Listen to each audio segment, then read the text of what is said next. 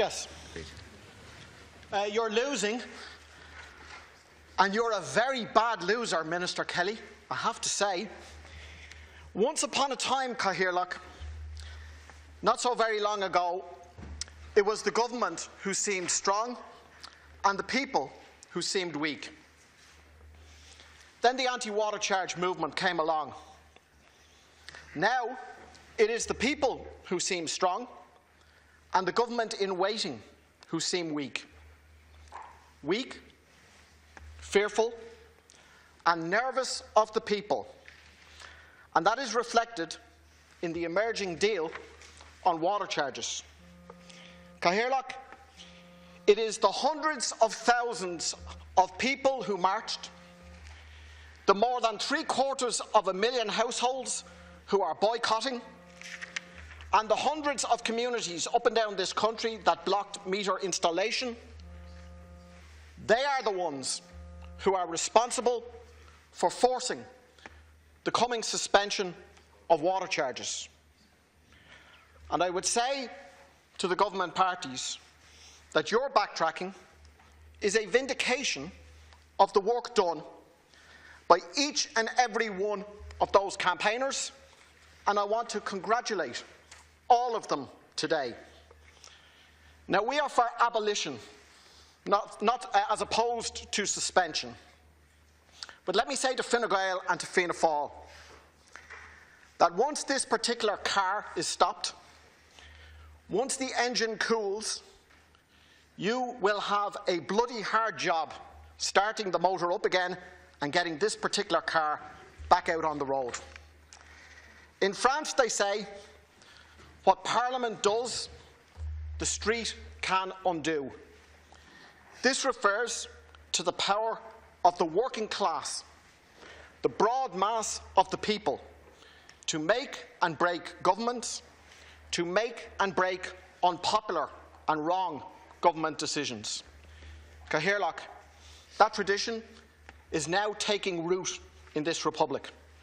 And what has been started on water charges can be done, and we hope will be done, on pay, on housing, and on other issues too. I want to ask a question.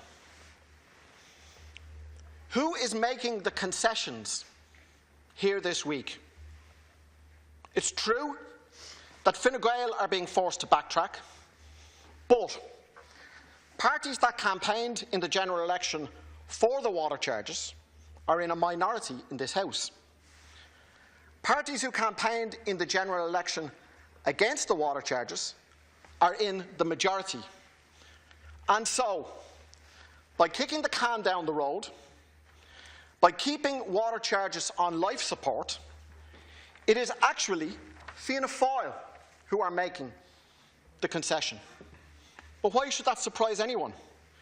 Fianna Fáil are the party who first discussed water charges at Cabinet, twice in September of 2010, according to Cabinet records released under Freedom of Information, and water charges of €500 per annum, by the way, at that. And now I would say to the deputies on the Fianna Fáil benches, instead of abolishing Irish water, as you promised in the general election, you are agreeing to keep it in place. Instead of ending water charges, as you said in your manifesto, you are keeping them on life support. And your commission will be a commission to try and save the water charges.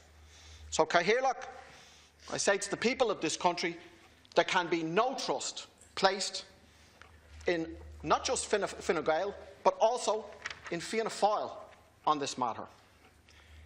And so we say, abolish Irish water and scrap the water charges, but at this juncture we add the following points. Stop the metering programme. Write off all the arrears of all the non-payers.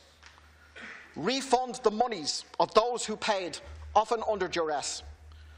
Drop all of the charges against those who have bravely campaigned against the water charges. And last but not least, invest €1 billion a year into the water infrastructure. The money into the water infrastructure. The money is there. The Sunday Times rich list published at the weekend showed the richest 250 owning 73 billion. A modest millionaire's tax would be more than enough to cover it. Thank you, Deputy.